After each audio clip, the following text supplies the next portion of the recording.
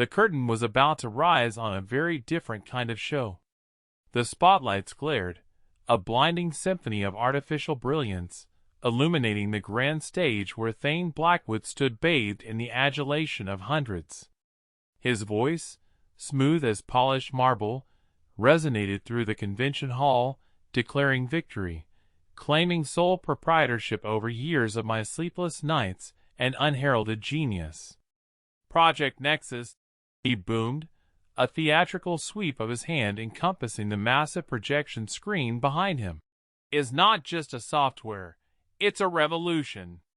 And I, Thane Blackwood, am proud to have led the charge on this monumental achievement." My name is Silas Vance. I was standing in the back, a ghost among the celebrating crowd, a quiet figure in the shadows, just as I preferred.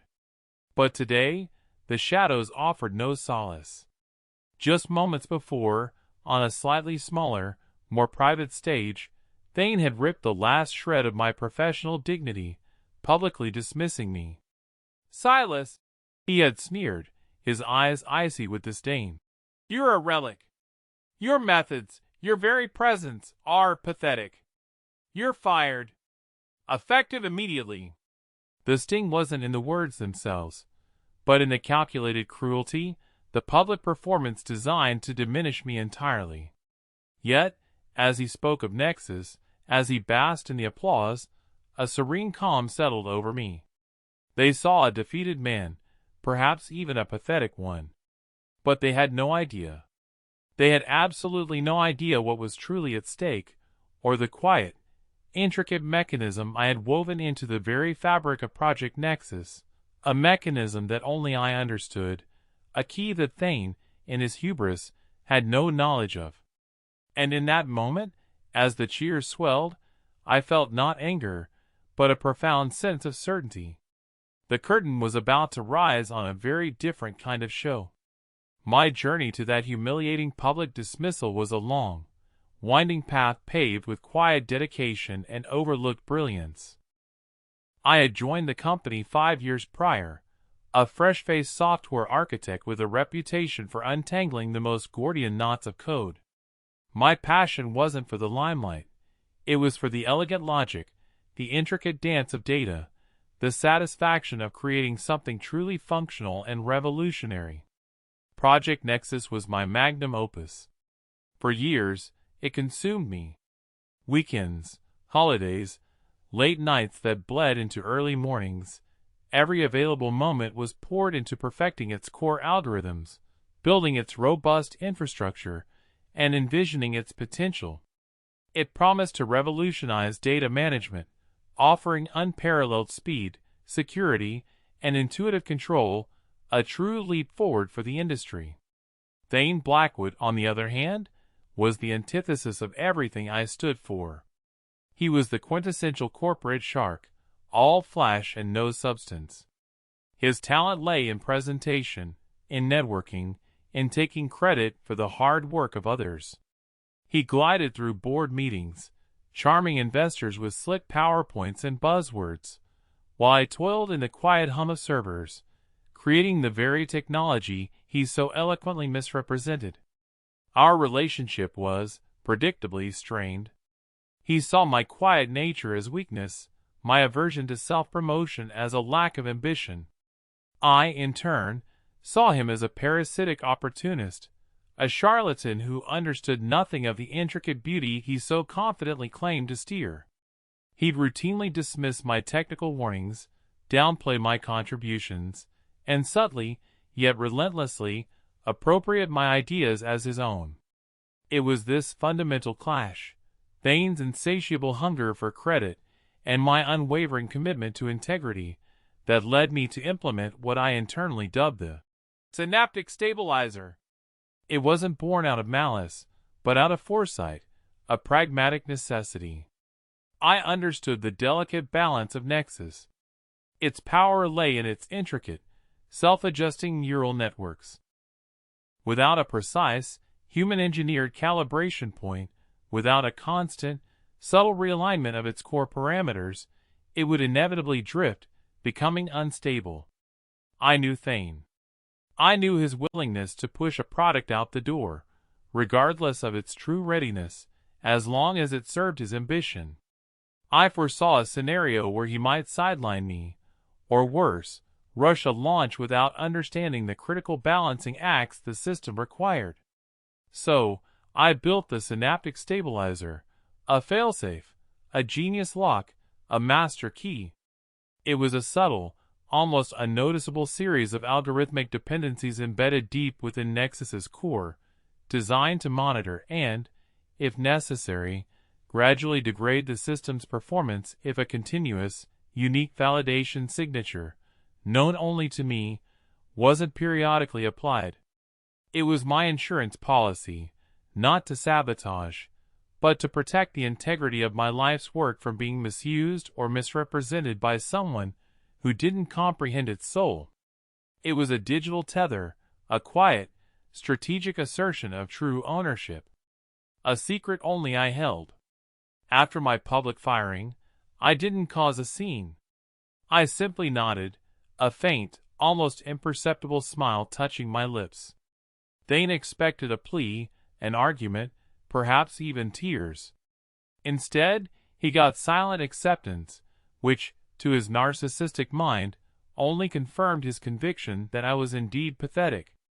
"Good," he'd said, dismissively waving a hand. "Now get out." I walked out of that room, not with defeat in my heart, but with a quiet, burning certainty. The wheels of my plan, which had been set in motion weeks ago, were now turning with relentless precision. My silence in the face of his arrogance was interpreted as weakness, just as I had anticipated. Thane, bursting with self-congratulation, was too busy basking in the glow of his newfound undisputed authority over Project Nexus to notice anything amiss. The initial rollout of Nexus was scheduled for a staggered release, starting with a limited group of pilot clients before the grand public unveiling at the annual Tech Innovate Summit. In the first few days, there were minor glitches reported by the early adopters. Nothing catastrophic, just subtle anomalies, a slight delay in data processing, an occasional unexplained hiccup in the user interface, a minor security alert that proved to be a false positive. Thane's team, eager to please him, dismissed these as minor bugs, teething issues, or user error. I watched from a distance, my connection to the system having been quietly severed the moment I was fired. But the synaptic stabilizer didn't need my active input to function. It was a self-regulating mechanism, and without my unique, periodic validation signature, it was already starting its slow, deliberate descent. Each passing day without that signature, the system's delicate balance unraveled further. The initial hiccups became more frequent, more pronounced. Data began to lose integrity, security protocols would randomly flag legitimate activity, and processing speeds, once blazing, started to crawl. I received quiet calls from a few concerned former colleagues, genuine engineers, who respected my work. They spoke of inexplicable errors, baffling regressions, and a growing sense of dread within the development team. Thane, however, remained oblivious, riding high on the initial marketing buzz and the false sense of accomplishment. He saw my absence, my silence, as absolute capitulation. He truly believed he had won, that he had successfully plucked the fruit of my labor without any consequence. He simply didn't understand the intricate ecosystem I had created, a system where my presence, my signature, was not just an input, but a vital, living component of its very health. His arrogance was the perfect accelerant for the very fire he was about to walk into. The Tech Innovate Summit. The grand stage. The moment of reckoning. It was meant to be Thane's coronation, the public unveiling of Project Nexus to the world. The hall was packed, not just with investors and tech enthusiasts, but with national media, live broadcasters, and industry titans. Thane, resplendent in a tailored suit, strode onto the stage, a predatory smile plastered on his face.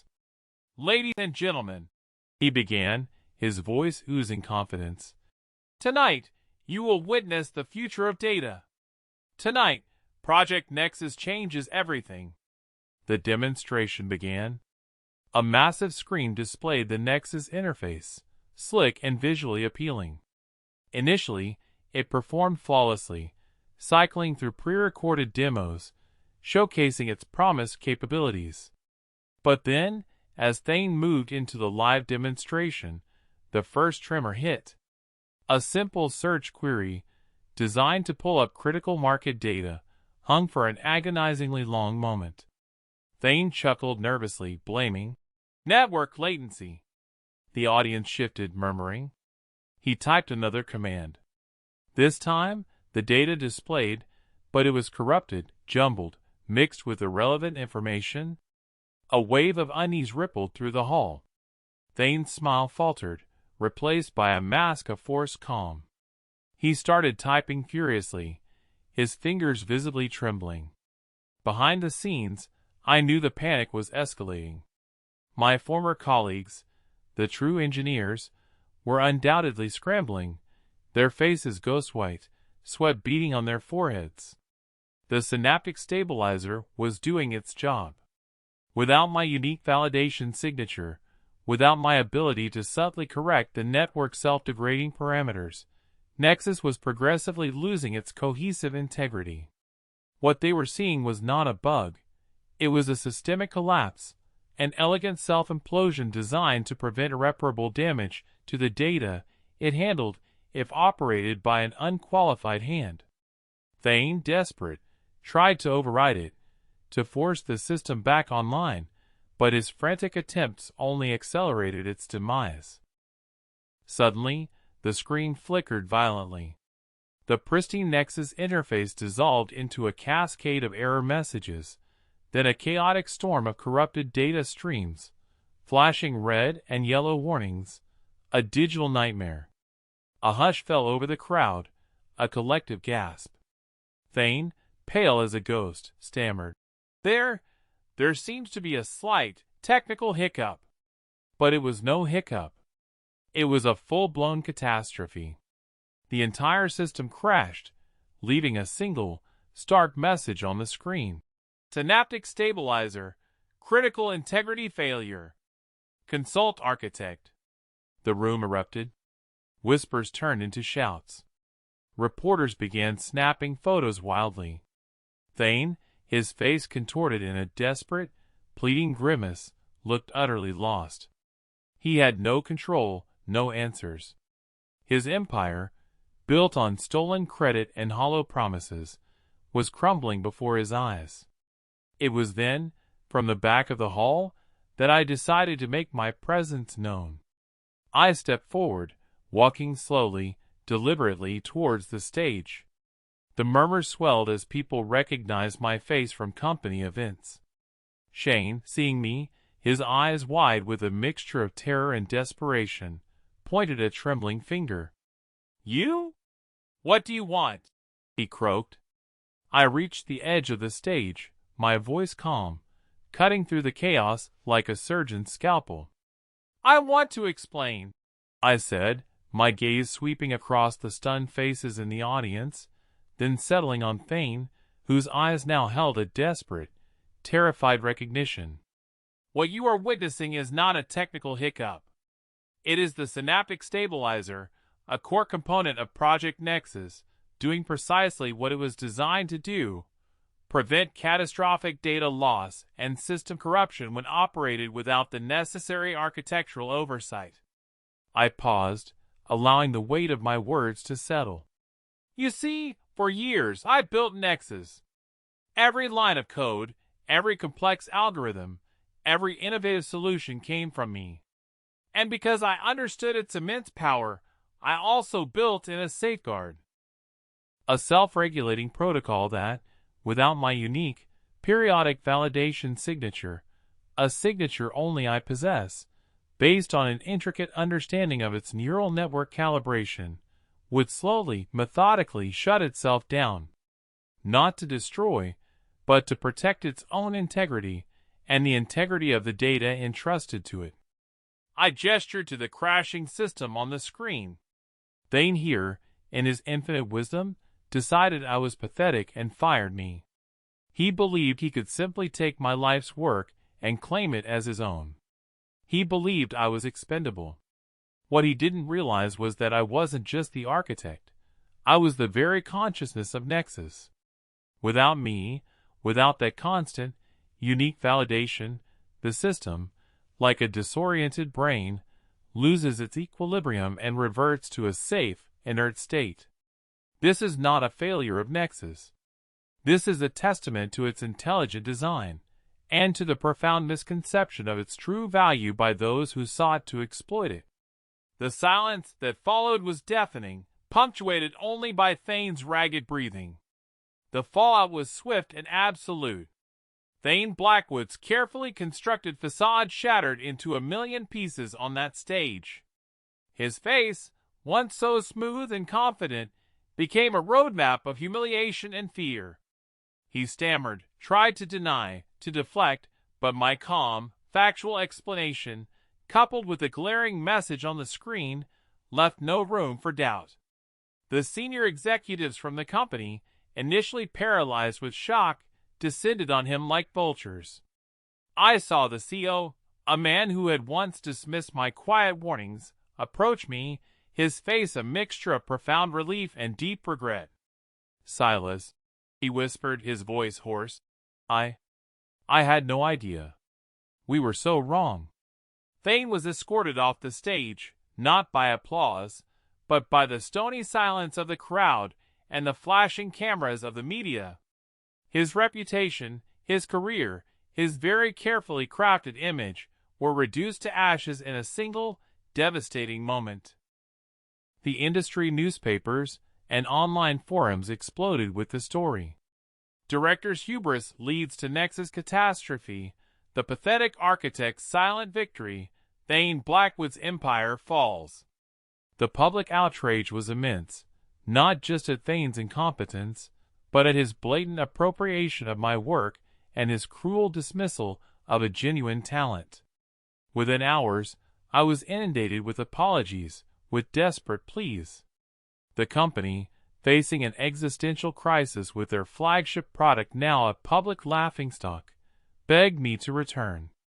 They offered unfathomable salaries, a blank check, a seat on the board, complete control over Project Nexus, and any future endeavors I wished to pursue. Other companies, having witnessed the sheer brilliance of my foresight and the devastating effectiveness of the synaptic stabilizer, began to call with lucrative offers, eager to secure a mind that could not only build revolutionary tech, but also safeguard it with such elegant precision. Life, for me, transformed almost overnight. I chose to return to the company, but on my terms. I was appointed Chief Technology Officer, granted an unprecedented level of autonomy, and given a dedicated team of engineers who shared my passion for genuine innovation, not just superficial success. Project Nexus was relaunched, meticulously restored under my direct guidance, and this time, the world truly saw its brilliance. It soared, becoming the industry standard, a testament to what true genius and integrity could achieve. Thane Blackwood, meanwhile, vanished from the public eye. His name became a cautionary tale, a byword for corporate deceit and arrogance. His career was over, a stark reminder that even the most charismatic lies eventually give way to the inconvenient truth. Looking back, from the quiet comfort of my new life, I realized the profound lesson woven into the fabric of that tumultuous period.